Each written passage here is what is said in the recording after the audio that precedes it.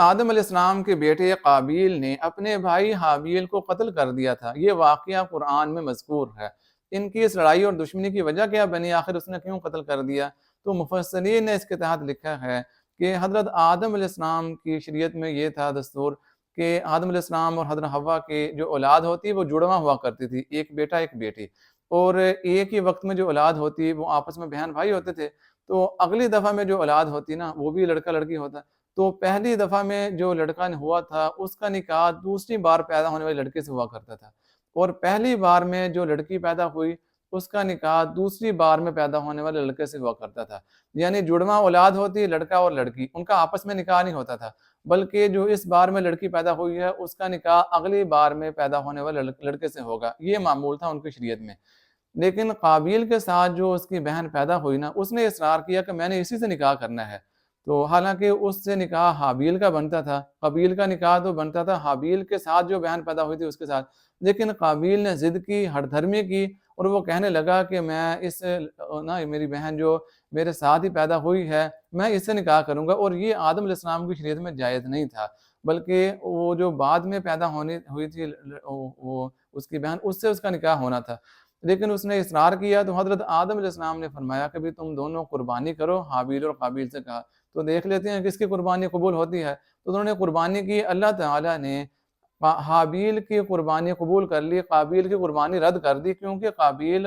وہ یعنی اس کا موقف غلط تھا، وہ ناجائز کر رہا تھا، اس کا اصرار اور اس کا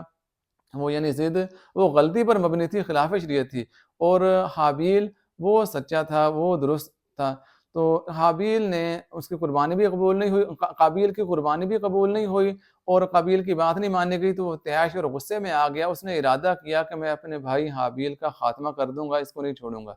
تو قابیل اپنے بھائی حابیل کو قتل کرنا چاہتا تھا، لیکن اس کو پتہ نہیں چل رہا تھا کیسے کروں۔ تو بہرحال اس کو شیطان نے نا آ کے بتایا، شیطان نے ایک یعنی پتھر کے ذریعے کسی پرندے یا جانور کا سر کچلا، اور قابیل دیکھتا رہا، قابیل کو سمجھ آ گئی کہ اس طرح سے میں اس کو مار سکتا ہوں، تو قابیل نے اس طرح اپنے بھائی حابیل کو مار دیا، اور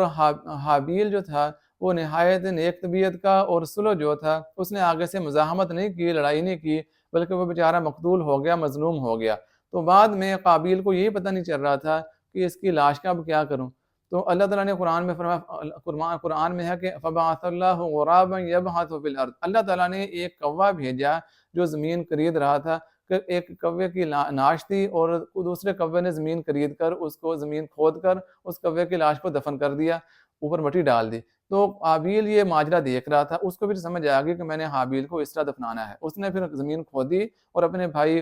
حابیل کو جس کو اس نے مارا تھا زمین میں اس طرح دفن کر دیا۔ تو یہ پہلا قتل تھا جو دنیا میں ہوا، اور یہ قابیل نے کیا، اس لیے اللہ کے نبی صلی اللہ علیہ وسلم نے فرمایا قیامت تک جتنے بھی قتل ہوں گے ان کا گناہ قاتل پر بھی ہوگا اور قابیل پر بھی ہوگا، کیونکہ قابیل نے قتل والا طریقہ اور غلط اس نے وہ معمول جو ہے وہ جاری کیا، اور اس نے آغاز کیا ایک غلط کام کا، تو اب بعد میں جتنے لوگ بھی کرتے رہیں گے ان کو بھی گناہ ملے گا، ساتھ میں قابیل کو بھی گناہ ہوگا۔ تو قابیل نے مارا تھا اپنے بھائی حابیل کو، اور وجہ یہ بنی تھی رشتے والی۔ تو اب بعض لوگ کنفیوز ہو جاتے ہیں کہ وہ مقتول کون تھا، قابیل مقتول تھا یا حابیل، کیونکہ نام سیم ہی ہے نا، ہا اور قاف کا فرق ہے، تو یہ یاد رکھیں جس کے شروع میں قاف آئے گی وہی قاتل ہے۔ تو قابیل کے شروع میں قاف آتی ہے اور قابیل نے ہی قتل کیا تھا، حابیل کے شروع میں قاف نہیں ہے، حابیل مظلوم تھا، وہ مقتول ہوا تھا۔ تو قابیل نے اپنے بھائی حابیل کو مار دیا تھا اس رشتے کی وجہ سے، اور پھر اس کی لاش کو اس نے دفنایا تھا، یہ قرآن میں واقعہ مذکور ہے، مفسرین نے بھی اس کی تفصیلات ذکر فرمائی ہیں۔ تو اس لیے حسد سے اور خلاف شرع امور سے بچنا چاہیے، اپنی ضد اور ہٹ دھرمی اور غصہ اور طیش بہت بری چیز ہے، انسان کو اپنے اوپر قابو رکھنے کی کوشش کرنی چاہیے، اللہ اور اس کے رسول علیہ السلام کے احکامات کے سامنے اپنے سر کو جھکا دینا چاہیے، اور کسی فتنہ فساد کا حصہ نہیں بننا چاہیے۔